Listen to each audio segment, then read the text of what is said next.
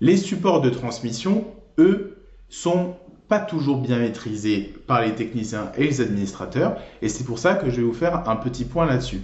Donc, au niveau du câblage cuivre, c'est-à-dire vraiment des fils électriques qui peuvent transmettre des informations, on va avoir un signal électrique qui va ressembler à ce que vous voyez sur ma droite, donc une certaine quantité d'informations dite de signal numérique pur, c'est-à-dire qu'on va avoir des bosses pour le bit égal à 1, des transitions vers le bas pour le bit égal à 0, etc. Ça va nous permettre d'avoir un message donné.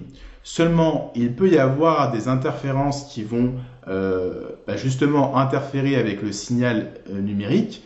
Par exemple, le micro-ondes, c'est pas très intelligent de mettre votre box par exemple sur le micro-ondes parce que vous allez avoir beaucoup d'interférences, ce qui va complètement polluer votre signal numérique.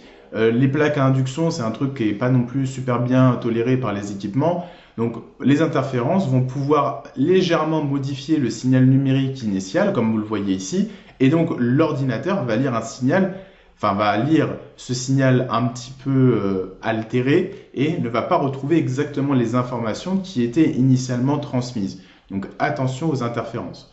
Les différents supports de cuivre qu'on a, ce sont ce qu'on appelle les UTP pour les câbles à paire torsadés non blindés, c'est-à-dire qu'on a des câbles qui fonctionnent par paire, donc on a un long câble à l'intérieur duquel on a des paires de fils électriques qui vont ensemble, et ces paires-là ne sont pas blindées, on n'a pas un blindage métallique autour. À la différence, on a ce qu'on appelle des câbles à paire torsadés blindés, comme vous le voyez ici, où là par contre, on a vraiment un blindage métallique autour de nos câbles.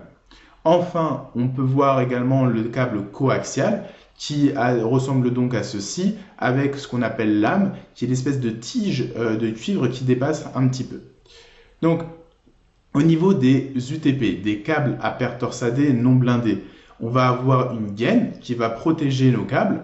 Donc cette gaine, elle va plutôt être là pour tout ce qui est dommages physiques, comme l'eau, comme la terre, même s'il faut éviter de les mettre directement dans la terre, attention, mais en tout cas, vraiment tout ce qui est environnement, ça va protéger les câbles de l'environnement. Les paires torsadées, elles sont justement torsadées, parce qu'on peut se demander pourquoi est-ce qu'elles s'enroulent les unes autour des autres, notamment pour pouvoir protéger le signal qui se trouve à l'intérieur des différentes interférences qui vont être possibles.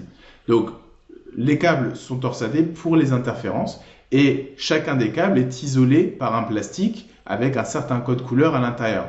Donc, c'est pour éviter que les câbles à l'intérieur de l'isolation plastique puissent se toucher, ce qui pourrait provoquer des interférences et des courts-circuits notamment.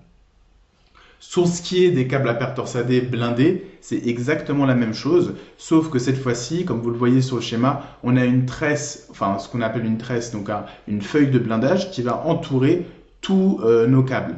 À l'intérieur donc, de notre tresse, on va avoir nos différentes paires torsadées qui vont être à l'intérieur.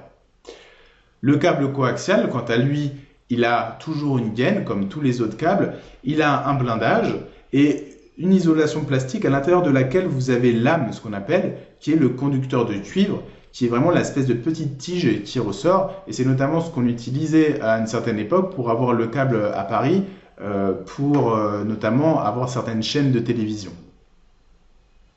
On va bien entendu chercher à sécuriser un maximum nos supports cuivrés et donc mettre en place un certain nombre de contre-mesures que nous verrons un petit peu plus tard.